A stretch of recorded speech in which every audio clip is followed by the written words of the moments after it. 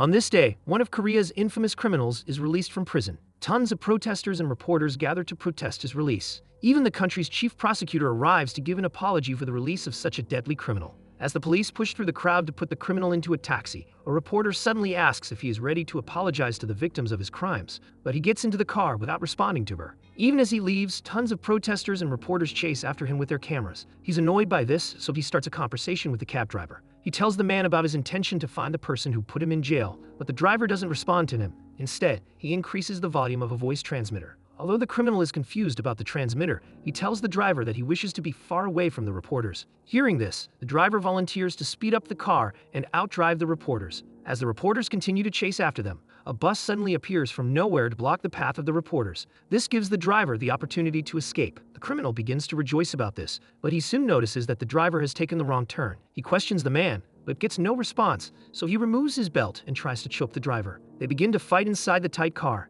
and somehow the driver manages to overpower him. The driver even stabs his leg with a rod. As they drive through an underpass, an imposter taxi suddenly overtakes them and begins to drive in reverse mode. When the two taxi drivers come face to face, they exchange something, and the new driver bids them farewell before leaving. The taxi driver gets to a phone booth, and a strange man appears to quickly remove the taxi sign from the car, so that when the car drives out of the underpass, it no longer looks like a taxi. Meanwhile, the criminal is still unconscious as the driver drives him to an unknown location. Next, the same taxi driver appears in a taxi company to submit his file for the day. The receptionist calls him Mr. Kim and asks if he's closed for the day, so he tells her yes. As he leaves, a mechanic begins to nag him for parking his car improperly, but Kim nonchalantly leaves. Meanwhile, the imposter taxi driver is actually the director of Blue Bird Refuge Center, an organization that helps violent crime victims. In a meeting with the board members, he stands up to solicit for funding for the organization. After the meeting, the chief prosecutor meets him outside for a talk. So he asks the man to provide someone for a job role, and the prosecutor immediately agrees to employ someone.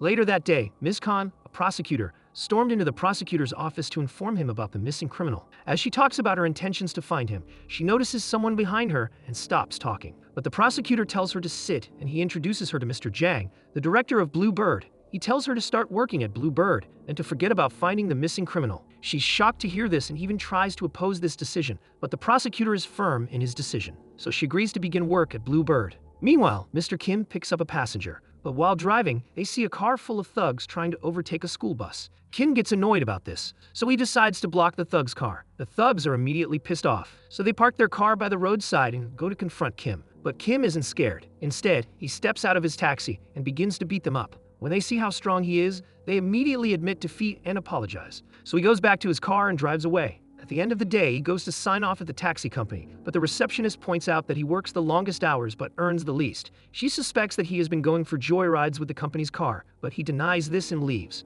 Meanwhile, an injured girl wakes up at the hospital and sneaks out before the man watching her wakes up. She leaves the hospital in fear and goes to the bridge. And although she's in tears, she decides to climb over the bridge in order to kill herself. But right before she jumps, she sees a taxi company flyer that promises to help her get revenge, as she calls them. So next, she's in a taxi with Kim. It turns out that she actually called the number on the flyer. She asks him where they're headed to, so he responds that he wants to get revenge for her. This prompts her to narrate her life story. Her name is Maria, and she grew up in an orphanage. After reaching legal age, she leaves the orphanage to go work in a factory. She's introduced to the manager of the factory, and it is revealed that she has an intellectual disability. The manager takes her to begin work. He shows her a fishbowl and tells her that her job involves removing the scales from fishes, but she refuses to work because she was told initially that her job involves working with a computer. As the man tries to convince her to work, the owner of the factory comes in and learns about her refusal to work, so he grabs her head and shoves it into the fishbowl. He begins to beat her up, and he even punishes her by locking her in a fish drum. When he sees her crying, he decides to pour fish feeds into the drum before closing it. The next day, they open the drum to see her frozen up, so they pour hot water on her to wake her up. When he asks if she's ready to work, she immediately agrees and begins working. After narrating her story, Kim drops her off by a game booth. She walks to the booth and opens an envelope he had given to her. She finds a coin in the envelope, so she inserts it into the booth. Immediately, a menu pops up and asks if she wants revenge on her abusers. After contemplating for a while, she decides to pick the revenge option. The next day, the taxi company receives an alert, and the receptionist named Go Yoon closes for the day. She enters a restricted area that opens to a secret tunnel with tons of sophisticated gadgets. Two mechanics run to meet her and complain about their paper flyers. They beg her to advertise their secret services through ads. but she thinks it's a bad idea since their service can be discovered and reported. Kim walks in on their discussion, so the mechanics rush to show him a steel frame that can push through a wall when attached to a car. Kim compliments their invention and goes upstairs to meet Mr. Jang. He sits down for a drink and tells Jang that he doesn't feel comfortable leaving Chul, the criminal, with Chairman Bake. It turns out they had given the criminal to the chairman, who is a loan shark. After telling Jang about his concerns, they gather together downstairs to listen to the audio recording of Maria telling her life story. Mr. Jang puts up pictures of her abusers on the wall and explains that the men act kind, so no one suspects that they're abusers. Go-yoon asks why the girl didn't escape from her abusers, so Jang clarifies that a police officer was also aiding the abuse. Maria had tried many times to escape, but while escaping from the factory, a police officer saw her and led her into his car. She trusted him and got in, but he turns out to be working together with the factory owner. She was put and covered in a drum of cold water as punishment. After receiving payment for catching her, the police officer even opens the drum to pour more cold water on her. After hearing the story, Go-yoon is more determined to carry out revenge on the abusers, so everyone agrees to carry out the revenge. They immediately set out to work, and Kim gets into his taxi and drives out. Go-yoon and the two mechanics also set out in a bus. Kim drives to the fish factory and notices the locked gate and CCTV camera. He notifies Go-yoon, who is also monitoring the factory through a monitor. After inspecting the factory from afar, he drives off. But unknown to him, the factory owner sees him driving off and gets suspicious. That night, Kim sneaks into the factory and begins to imagine the torture that Maria must have gone through. Meanwhile, the factory owner and his manager are thinking of ordering chicken that night. The manager tells him that two men had come to advertise their newly opened chicken store to him. It turns out that the mechanics are pretending to be chicken sellers. The manager places an order for chicken, and Go-yoon answers the order. Then the two mechanics pretend to be deliverymen to deliver the chicken. The manager takes the chicken to eat together with the factory owner. As they eat the chicken, Kim jumps the factory's fence and sneaks into the building. He gets into their room and sees them unconscious, so he picks up their phone and inserts a drive that allows Go-yoon to hack their device. As she hacks their phones, Kim walks around the room and sees a safe with a passcode, so he seeks the help of Go-yoon to unlock the safe. When he opens the safe, he sees no money, so he returns to the room to look through the men's phone. He sees pictures of an injured Maria and gets angry. Meanwhile, Ms. Kang is still curious about the missing criminal. She asks her assistant for an update on the case, so he tells her that an unregistered taxi had picked up the criminal after he was released from prison. The assistant promises to research the fake taxi and leaves.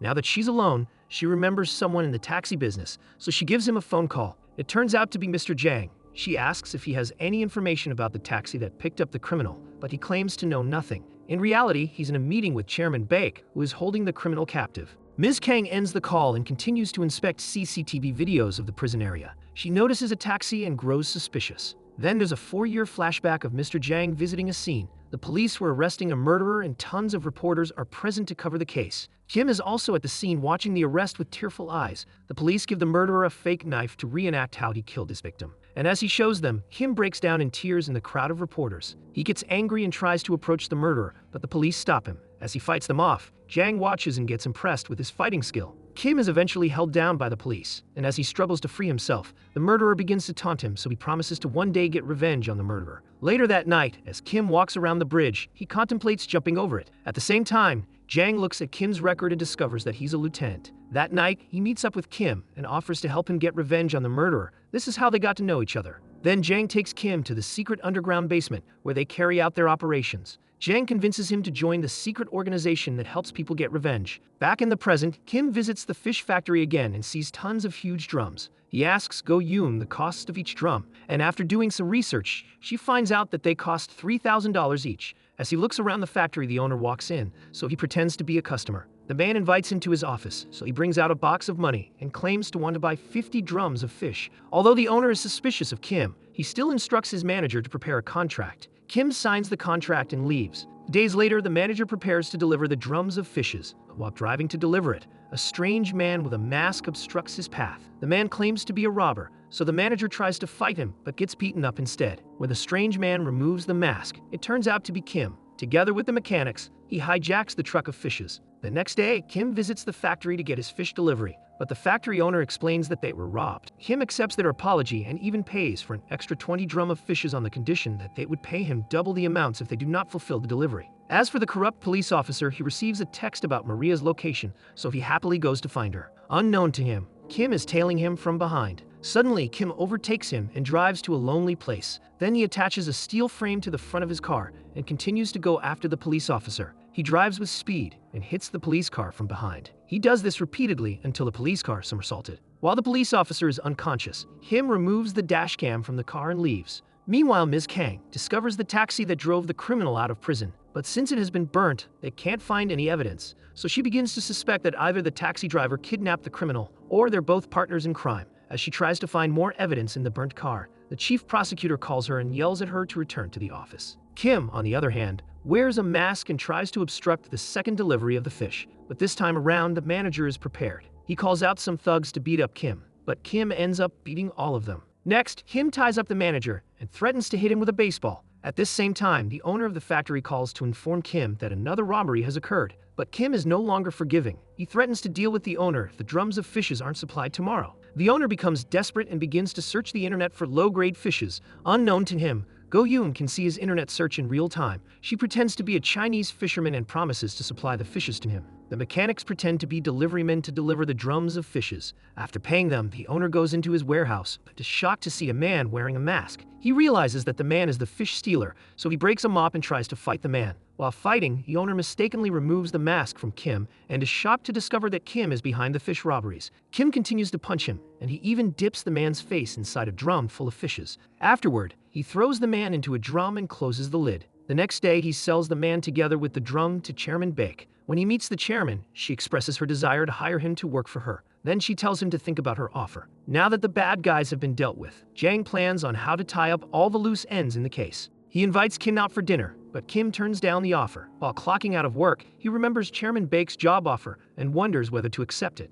Meanwhile, Ms. Kang reviews the CCTV videos around the prison area. She begins to suspect that a switch happened at the underpass. After reviewing the videos again, she finally identifies the car that kidnapped the criminal. She immediately calls the police unit to send them the video. The next day, she visits the taxi company and comes across Kim. They immediately misunderstand each other, which leads to an argument, but Jang comes in time to stop the argument from escalating. He takes Ms. Kang to his office where she shows him a picture of a black taxi and begins to question him on it. The taxi had been registered by Jang's company, so she suspects that he's hiding something from him, but Jang denies knowing anything. Her investigation in the case makes the chief prosecutor yell at her. He warns her to stop probing into the case of the missing criminal, but after leaving the office, she continues her investigation on Jang. She finds out that Jang's family was killed by a serial killer, so the next day while volunteering, she apologized for suspecting him. Meanwhile, a young injured boy is browsing the internet on how to die without pain while his mother sleeps. He comes across a taxi company's ad that promises to get revenge for him, so he tearfully picks up his phone to dial the number. The next day, Jang prepares their special envelope and hands it to Kim. Then Kim drives to meet the young boy. While inside the taxi, the boy begins to narrate his story. He had transferred to a new high school and instantly became the target of 3 bullies. They accuse him of having a fishy smell, so he apologizes since his mother sells fish at the market. But that doesn't stop the bullies from constantly beating him up. He reports the case to his teacher, but the man brushes off the matter and even accuses him of smelling like fish. Once the bullies catch him reporting to a teacher, they take him to a club and beat him up, leaving more injuries on him. Once, they even push him to get hit by a motorcycle, which causes him to use crutches. When he reports the case to the police, it makes matters worse because the bullies go over to his house, and since his mother is deaf and dumb, they comment that her food is disgusting and also threaten to kill his mother. So the next day, when the disciplinary committee asks about his injuries, he makes up a lie to avoid risking his mother's life. After listening to his story, Kim gives him an envelope and drives off. So the boy goes to a game booth and inserts the coin from the envelope. When the menu appears, he picks the option to get revenge on his bullies. Jang and the others begin to plan on how to get revenge for the boy. They get data on the school teachers and decide to make Kim go on the mission.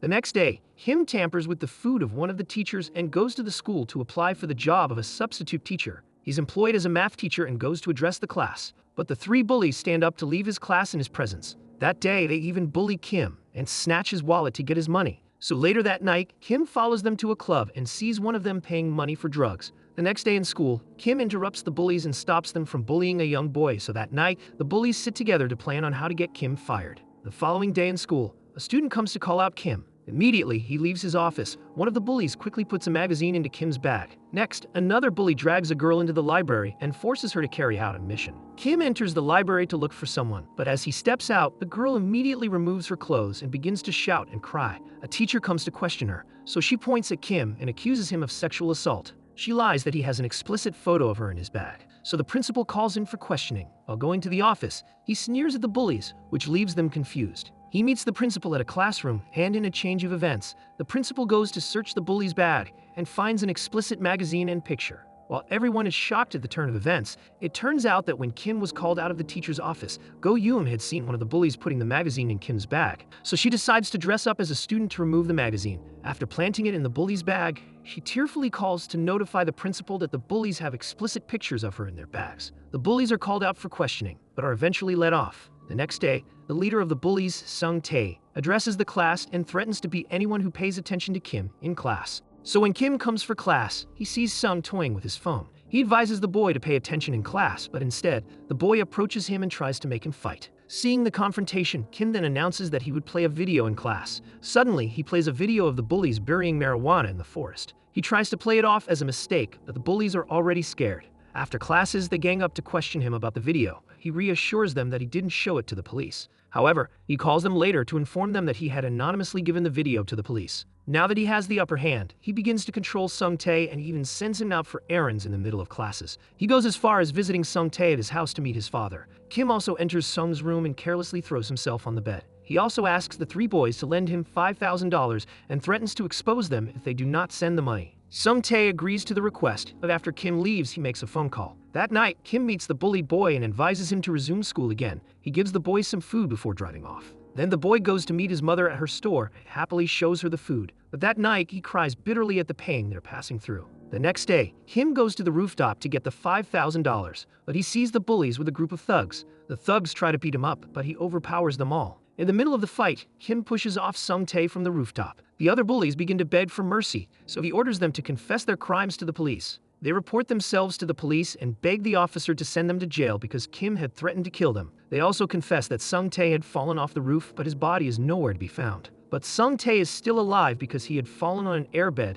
that the mechanics set in place. Kim is holding him hostage and punishes him by making him eat a table full of food. After leaving, he meets the bullied boy and gives him a bill of $3,000. He tells the boy to take his time in paying off the money, but instead of complaining about the huge amount, the boy thanks Kim for his help. However, Mr. Jang goes to meet the boy's mother and informs her that his foundation has chosen her son for a scholarship program. She thanks him profusely, so he ends up buying some fishes from her. The next day, the bullied boy attends school again, and his friend is happy to see him. Kim watches this scene from afar and is satisfied that the boy is living a happy life. Meanwhile, Ms. Kang is now investigating the case of the corrupt police officer whose car somersaulted. She learns from an engineer that the police car must have been hit by a steel frame, so she tells her assistant that the case doesn't add up. That night, she decides to visit the location where the accident took place. After inspecting the scene, she instructs her assistant to request for road footage from the traffic control department and to look for witnesses. Later, she goes to have dinner with Mr. Jang Kim and the chief prosecutor. After the dinner, Kim volunteers to drive her home, but on their way to the parking lot,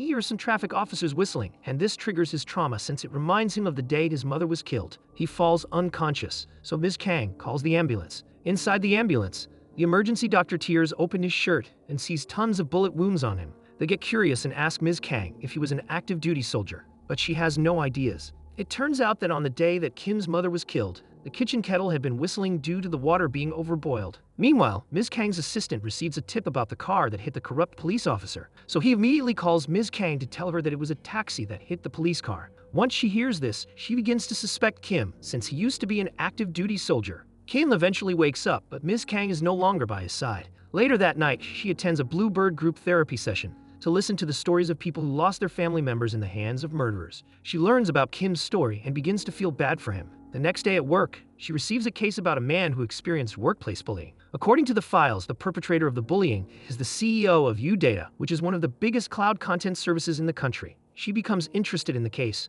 so she instructs her assistant to schedule a meeting with the bullied worker. That night, she meets with him, and he narrates his story to her. Unfortunately, the chief prosecutor calls her in his office and informs her to withdraw from the case, since it involves a wealthy man. But she firmly opposes his decision, so he gets angry at her and tears the case file before sending her away. At the same time, Mr. Jang comes to visit and sees the chief prosecutor tearing up the files. So when the chief leaves the office, he gets curious about the files. He sneaks out the torn files and hands it over to Kim. So Kim gets into his taxi to review the file. It turns out that the bullied worker's name is Young Min. On his first day at work in UData Company, a manager caught him dozing off and fired him. But fortunately, the CEO came in and instructed the manager to let the case go. However, their perception of the CEO immediately changes during a team dinner when he catches a new recruit throwing up. He begins to yell at her and blames the manager for employing her. Then he calls Young Min and instructs the boy to slap the manager. When Young Min gives the manager a weak slap, the CEO becomes angry and calls over another employee to slap Young Min. So the boy succumbs to pressure and eventually slaps the manager. This workplace bullying continues, and the CEO will often slap him in the presence of other employees whenever he makes the tiniest mistakes.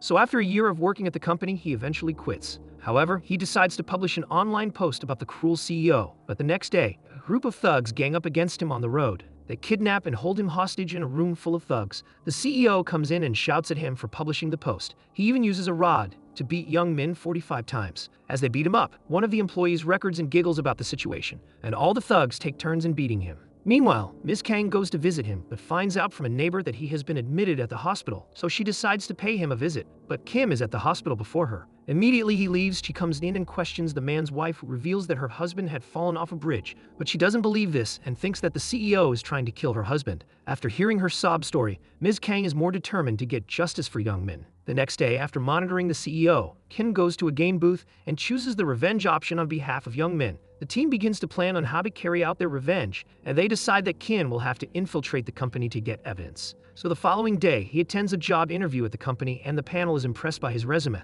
so they promote him to the position of a manager. Meanwhile, Ms. Kang is racking her brains on how to bring justice to Young Min. Then she discovers someone else had reported the CEO some years ago. So she sets out to the countryside with her assistant to find the man. When they find him and introduce themselves, the man immediately becomes violent and denies knowing anything about the CEO. He refuses to speak to them and even runs away. Ms. Kang becomes frustrated, so she decides to visit the company to find evidence. Meanwhile, Kim is now on his way to work as a manager at the U-Data company. On his way, Go-yoon instructs him to find a way to infiltrate the company's server in order to get evidence of abuse. At the same time, Ms. Kang is trying to get into the company, but they stop her and instruct her to get a search warrant first. So she decides to leave, but on her way out she sees Kim and instantly recognizes him despite his disguise. She stops him and begins to question him, so he reveals that he now works at the company. This makes her excited, and she tries to invite him out for lunch, but he turns down her request and leaves. When he gets into the office, the workers are celebrating the increase in their year-end sales. The CEO makes a speech and praises the strategic planning department for contributing largely to the increased sales.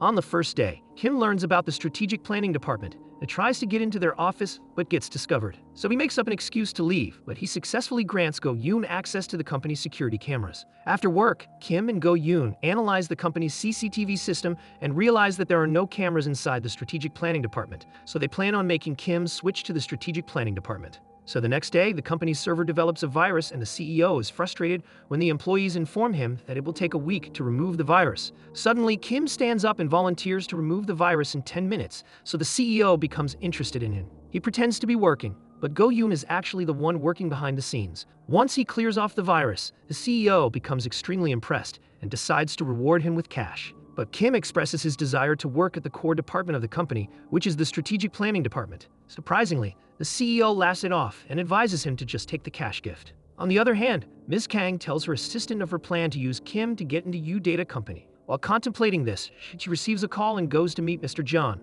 the former worker at U-Data who ran away. They sit down together, and he narrates his awful experience while working at the company. Meanwhile, a criminal manages to escape from Chairman Baek's detention center, so she instructs her guard to search for him before he causes a problem. At the same time, Go-yoon discovers that all employees in the strategic planning department have criminal records, so they realize that the company can only employ him into the strategic team if he has a criminal past. So he tells Go-yoon to formulate a criminal past for him. That night, Go-yoon gets the location of the CEO. So while he's drunk and leaving a bar, Kim pretends to be an arrogant man who humiliates a passerby. The CEO watches this scene and gets impressed, so the next day he tells his underlings to investigate Kim. When they find out that Kim is an alcoholic with a trashy past, the CEO decides to hire him into the strategic planning unit. They give him an office space, and one of the workers instructs him to install an app that's compulsory for everyone who works in that department. Go-yoon looks into the app and discovers it's a tracking app. After work, Kim comes across Ms. Kang. She wants his help to infiltrate the company, but the CEO of the company notices the two of them through the CCTV camera and activates the app in order to listen in on their conversation. Go-yoon quickly informs Kim about the activation, so he begins to defend and praise the CEO in front of Ms. Kang. She's pissed at his behavior and leaves, but this is enough to drive the CEO's suspicions. When Kim gets to the parking lot, he's kidnapped by the CEO's men. They try to make him expose his intention for coming into the company, but he remains resilient until the end, so the CEO gets fooled and takes a liking to Kim. He gives Kim a small box gift and calls him one of his children. Afterwards, one of the underlings shows Kim a horror video of them beating up Young Min. He uses this to remind Kim of the punishment they dish to traitors. The video triggers Kim to anger, so that night he installs a steel frame in front of his taxi and goes to the underling's car. He causes the man to have an accident, and while the man is unconscious, he removes the dashcam and leaves the scene. The next day at the office, one of the workers explains to Kim that the small box gift is actually a card that allows him to access the gallery server. The man tells him that he needs to upload at least 1,000 videos to the gallery server every day. When the man leaves, Kim inserts the card to find out what kind of videos to upload.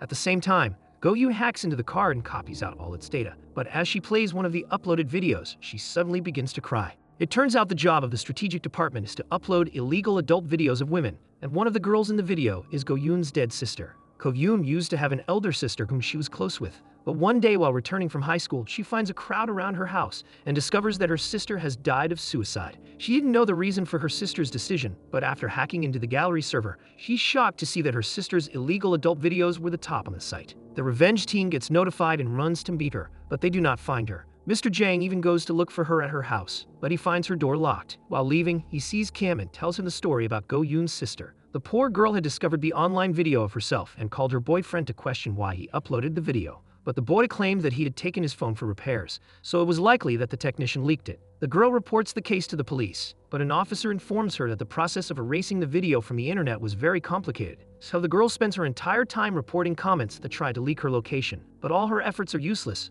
so she finally decides to end her life. Mr. Jang and Kim study the case together and decide to find a way to delete all the illegal adult videos uploaded by the company. Meanwhile, Chairman Baek gets informed by her subordinates that the escaped criminal had taken a wallet that had a picture of Mr. Jang, so now they're afraid that the criminal will go after Jang. On the other hand, Kim attends a work dinner with the CEO and other underlings. They begin to discuss the illegal videos, and the conversation leads to their most popular videos, which is the one with Go-Yoon's sister. So the CEO yells at one of the workers and commands him to re-upload the video in order to go viral again. At this moment, another worker removes his mask and tells the CEO that he was the boyfriend of the poor girl and that he was responsible for the leaked video. They instruct the boy to make another illegal video, so as he leaves, Kim quickly notifies his teammate to keep track of the boy's movements. After leaving the dinner, he goes to the location of the boy and sees him trying to film another illegal video with an innocent girl. He begins to beat up crews on the set, especially the girl's boyfriend. And when one of the CEO's underlings walks in with a camera, Kim uses a camera stand to knock him unconscious.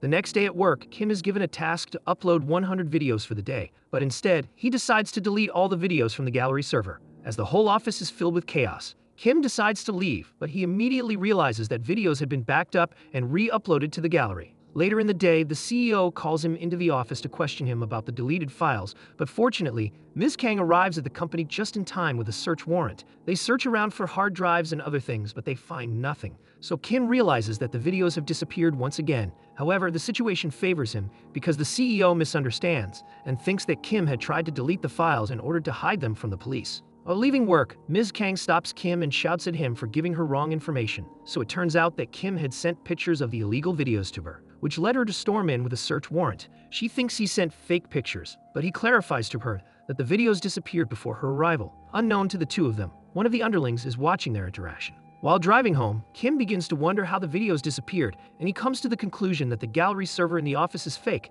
and that there is a real server somewhere else. Ms. Kang also comes to the same conclusion. She goes to the hospital and sees Mr. John, the former employee. As they talk outside the ward, one of the CEO's underlings sees them together and immediately informs the CEO. So the CEO calls the man on the phone and commands him to get into a car outside the hospital, but the man isn't scared. He tells Ms. Kang that he's ready to be used as bait. The CEO instructs Kim to pick up the man, so as they drive off, Ms. Kang and her assistant also tail from behind. The CEO's thugs also chase from behind, and Kim's team also follows closely in a bus. As they drive on the busy road, the chairman instructs his men to hit Ms. Kang's car and cause an accident. So the two thugs' car begins to hit her car from both sides. Kim instructs his team to go ahead of him while he takes care of the situation. As the thugs deal with Ms. Kang, Kim overtakes them and causes one of the thugs' cars to hit a trailer. Then he does a spontaneous 180 turn and causes the other thug's car to be involved in an accident. Ms. Kang also gets into an accident, but fortunately, she's fine. Meanwhile, Kim finally gets to the location to meet the CEO,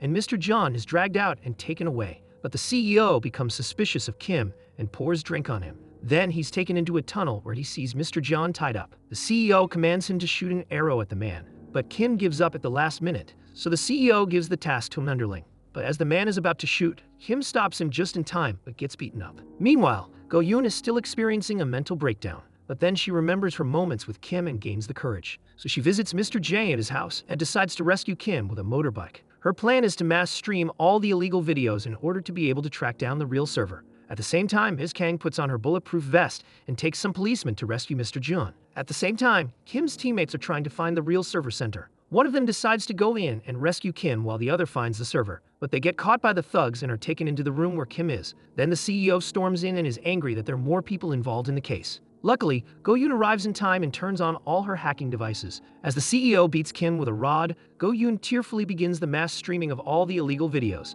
She eventually finds the location of the real server and passes the information to Kim through his in-ear. She tearfully tells him to destroy all the videos, so he suddenly frees himself and begins to beat all the thugs. As the CEO escapes, he tells all of his men to capture Kim, but they end up getting beaten up. Go Yoon tells him the exact location of the real server, so he beats up more men in order to go to the server location. But unfortunately, the CEO gets into the server room and locks himself inside it to prevent Kim from getting in. As Kim tries to break down the door, Go Yoon suddenly appears and rams her bus into the server room. When Kim enters the room, he shoots an arrow at the CEO to pin him to the ground. Kim's teammates get in and begin to install bombs around the room. As Kim leaves the area, he sees the police convoy heading to the location. When the police arrive together with Ms. Kang, they see tons of dead bodies on the floor, but they eventually locate the server room and surround it. At the same time, Kim presses the button to activate the bomb, so the room explodes with the CEO inside it. The explosion also blows away Ms. Kang and the police. Meanwhile, the escaped criminal steals a car and drives to find Mr. Kang.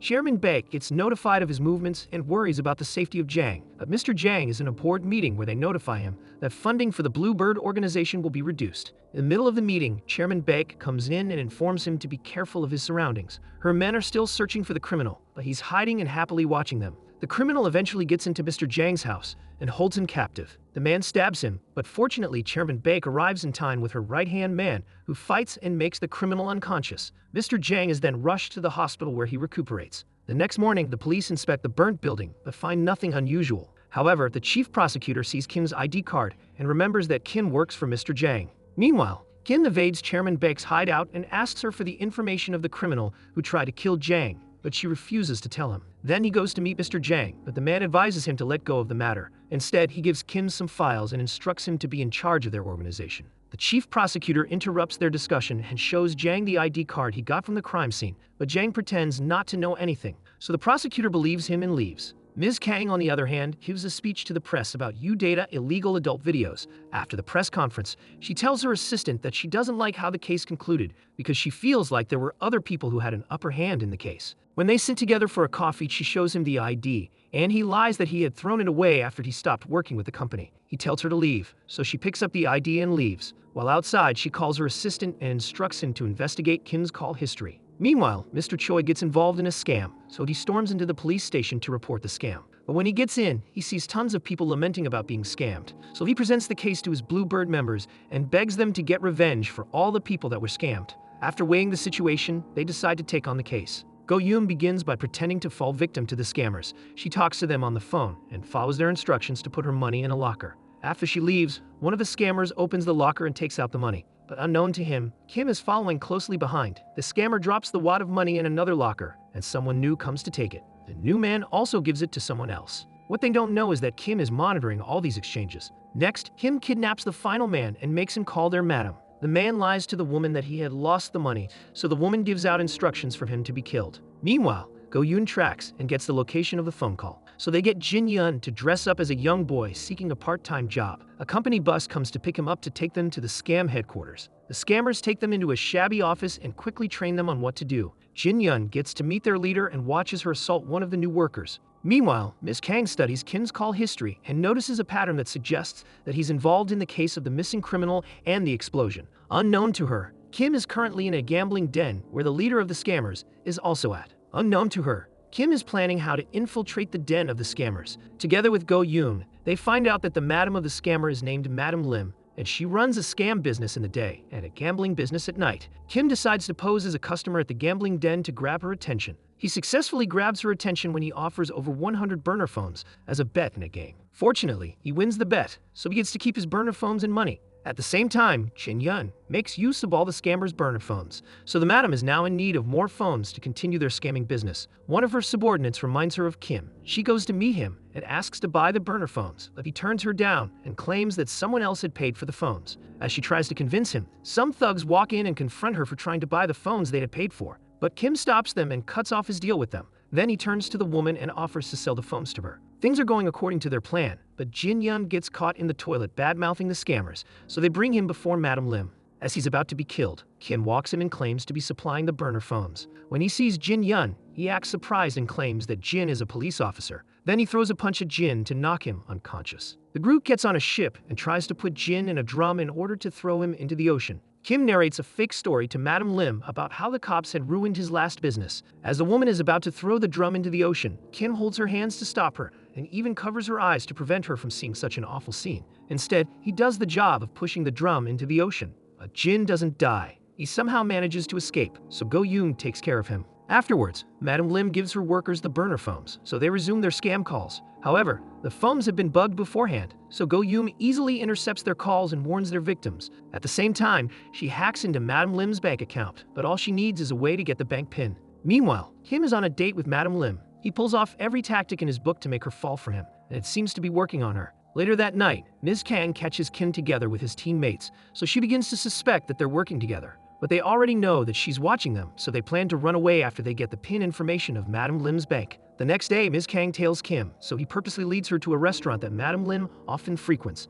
When Ms. Kang gets into the restaurant, she can't find Kim, so she asks Madam Lim about his whereabouts. Madam Lim immediately suspects that Ms. Kang is a cop, so she denies knowing anything about Kim. After the cop leaves, Madam Lim goes to find Kim, and he reveals to her that he plans on leaving the country since the cops are after him. Then he gives her a bag of burner phones and leaves. Later in the day, Madam Lim goes to the bank to complain that someone keeps messing with her account, but she meets Kim outside, and he claims that he's also at the bank to withdraw money for traveling. After withdrawing the bag of money, he goes to sit with her and begs her to escort him to the port since he has a surprise gift for her. When she agrees to his request, he leaves the bag of money with her to go use the restroom, so she puts the bag beside her while talking to the bank's customer service. Afterwards, Kim puts the bag in a locker and goes with her to the port. Then he takes her phone to input his number, and after a few chats, they bid each other farewell. Later in the day, her workers storm into her office and ask for their wages, but as she's about to send it, she receives a text from the bank telling her to change her PIN. She immediately becomes frustrated and goes to the bank, but the cashier reveals that her current account balance is zero.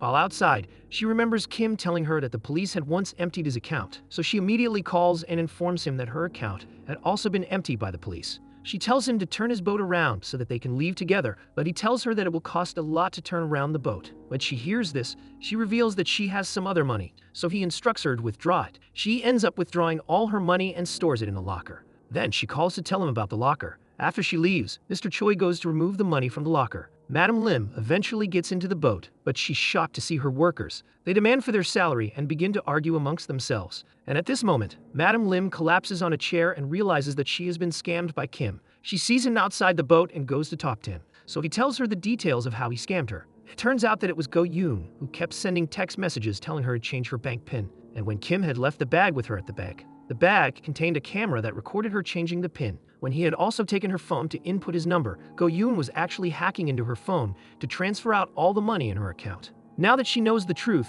he tells her it's her karma for scamming innocent people. Then she asks if he ever loved her, but he quickly denies ever having feelings for her. He also tells her that they'll never meet again since the boat is going somewhere very far. She tries to open the door to meet him, but he leaves and watches as her boat speeds away. Meanwhile, Go Yoon returns Madam Lim's money to all the victims she had scammed. Later in the night, as Kim returns home, Ms. Kang hides far away and takes pictures of his deluxe taxi. At this moment, she's extremely suspicious of Kim, so the next day she orders her assistant to investigate all the employees working in the taxi company. As she looks through their files, she notices that some of their family members were killed. So the next day, she meets the chief prosecutor and requests for a search warrant because she's suspicious of Mr. Jang. She presents all the evidence she had gathered and convinces the man to approve the warrant. After reviewing all her evidence, he decides to approve the search warrant. The police arrive at Mr. Jang's house to arrest him, but the team sees this through the CCTV camera and decides to hide in the underground basement. The police break into the house and begin to search around, but Kim and the others turn off the lights in the basement to avoid getting caught. After searching every nook and cranny in the house, the police find nothing, so they eventually leave. Later that night, Ms. Kang meets up with Kim and tells him that she knows about his doings. She advises him to stop, but he tells her that the world needs people like him to bring real justice to victims. Soon enough, the Blue Bird organization receives another case. At the same time, Ms. Kang is also assigned to investigate the same case. As Ms. Kang goes to the church to question the victims, she hears from a girl that the pastor had gone out. It turns out that Kim is driving the pastor. He asks the pastor to narrate his story, so the man begins to narrate the story of his son who went missing. According to the pastor, the son was in love with a young girl and they planned on getting married. But one day, the son went out to meet a friend and never returned home. The pastor shows Kim a photo of the friend that the son met, and when Kim looks at the photo, he immediately recognizes the man as Chairman Baek's right-hand man. After he drops off the pastor, the man then goes to a game booth to insert the coin. When a menu appears and asks him to choose between revenge and no revenge, the pastor decides not to take revenge because he believes that his son is still alive. Once Kim and his team receive the man's request, they begin to plan on how to help the pastor get justice for his son. Meanwhile, Ms. Kang interrogates young Ta, but the man denies knowing the whereabouts of the missing boy. But Ms. Kang suspects that he had killed the missing boy because he liked the boy's fiancée. After Young Ta is released, Kim catches him beating up a man. As he watches the scene, someone taps on him, and he's shocked to see Young Ta's look alike. So it turns out that they're twins. One of the twins is cool-headed, while the other is a troublemaker. One day, Ms. Kang receives a call from an informant who was about to tell her how the missing boy died, but the informant gets cornered by the twins, so she goes with her assistant to save the informant. The assistant finds one of the twins and begins to fight with him in order to save the informant. Unfortunately, the other twin appears from behind and stabs him several times. After a while, his body is carried out by paramedics, and when Ms. Kang sees his body, she breaks down in tears. Later, she interrogates one of the twins, but he laughs at her misfortune and mocks her for not having evidence to arrest him. This makes her enraged, so she begins to hit him with a chair. After her assistant burial, she meets Kim outside, and he takes her out for a ride in his taxi. While driving, she apologizes for her past behavior towards him and also expresses her intention to use his cruel methods in dealing with criminals. After he drops her off, she enters into a karaoke and picks the revenge option. Kim and his teammates get notified of her choice, so they plan on how to get justice for her and find the body of the missing son of the pastor. First, they interview people around the place where the missing boy was last seen, and one of the witnesses shows Kim a hole in a building that pours out steam. They go to inspect the area and find melted plastic gallons, so they begin to suspect that the gallons were used to transport sulfuric acid to melt human body. Kim informs Ms. Kang about this, so she discovers a file record that proves that the twins often purchase large quantities of sulfuric acid. The company producing the sulfuric acid has ties with Chairman Baek, so she meets the chairman for questioning, but the chairman denies knowing anything. After the meeting, the chairman goes to meet Mr. Jang, who asks her if she had instructed her underlings to carry out the recent killing, but she firmly denies the accusation and even gets annoyed at the whole situation. Meanwhile, Kim tails the company producing the sulfuric acid. When he gets to the production factory, he opens up a fridge and sees a dead body. This triggers his trauma, so he rushes outside for fresh air.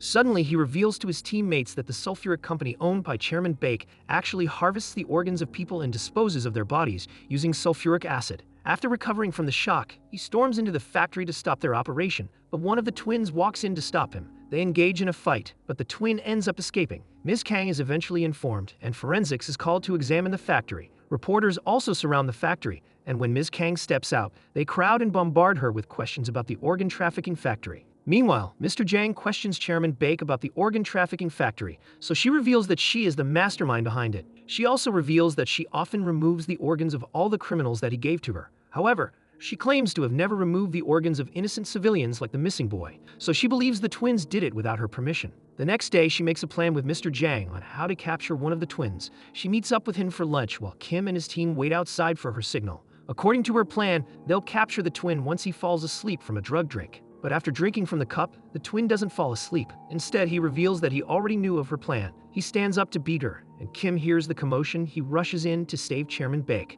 But as soon as he gets in, they realize that they have been fooled by the woman. When Mr. Jang calls her, she laughs wickedly at him and reveals that she had masterminded the entire organ trafficking ring. She also transported out all the criminals that Mr. Jang had put in her care. Meanwhile, Ms. Kang interrogates Chairman Baek, but since there is no evidence of her involvement in the organ trafficking, the woman is let go. After she leaves, a cop gives Ms. Kang a file and informs her that one of the twins had been caught stealing a man's car. They track the twins' location and discover that he's hiding at the Bahamas embassy. Go-yoon also finds out about this, and the team set out to find the twin. Coincidentally, Ms. Kang also arrives to carry out an investigation. Her appearance causes the ambassador at the embassy to notify Chairman Baek. Kim, on the other hand, sets off the emergency alarm in order to force the evil twin out. Luckily, he finds his target and chases after him. They get into a fight, and Kim ends up beating up the man brutally. Then they escape from the chaos by pretending to take out a patient in an ambulance. As Chairman Baek arrives at the scene, she sees Kim escaping in an ambulance, so she orders her driver to chase after him, but he ends up escaping even in the traffic. Later that day, she calls Mr. Jang and offers to release all the criminals in exchange for the evil twin. But while transporting the criminals, one of them loses themselves and also releases the others.